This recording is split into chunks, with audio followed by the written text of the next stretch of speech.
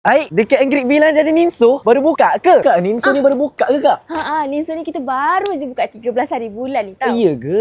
Kedai kita ni terletak dekat Anggrek Villa, berhadapan je dengan Methodist International School. Kedai ni baru buka, takkan tak ada promo kak? Mestilah ada. Sebenarnya grand opening ni kan, kita ada buat promotion. Barang kat sini harga dia bermula 199 je. 199 juga? 199. Mahalnya? Apa mahalnya? RM1.99 Oh, je. RM1.99. So ada banyak barang. Apa barang-barang tu kak? Ni dan banyak lagi. Promo ni daripada 13 Jun sampai 15 Jun. 3 hari. 3 hari je? 3 hari je. Lepas tu barang kita dah harga dah naik dah. Mahal ke kak? Berapa? RM2.60. Alah, RM2.60 je. Kat sini ada apa lagi kak? Kalau contoh kita dah ada rumah kita sendiri.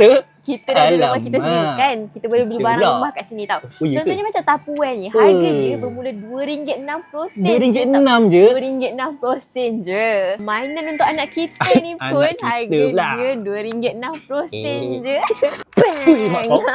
Abang tengok telap ni pun harga dia RM2.60 tau. Untuk korang yang suka Kabibara, dekat sini pun ada jual banyak barang Kabibara. Kat sini kita ada jual lebih daripada 13,000 barang. Banyaknya. Banyak gila. So dia macam ibarat sini one stop center. Kedai ni kat mana kak? Kedai ni terletak di Anggrek Villa, buka daripada pukul 10 pagi sampai 10 malam. Okey lah kak, kalau macam tu nak teman saya pergi cari barang rumah kita tak? Okey, jom. Jom.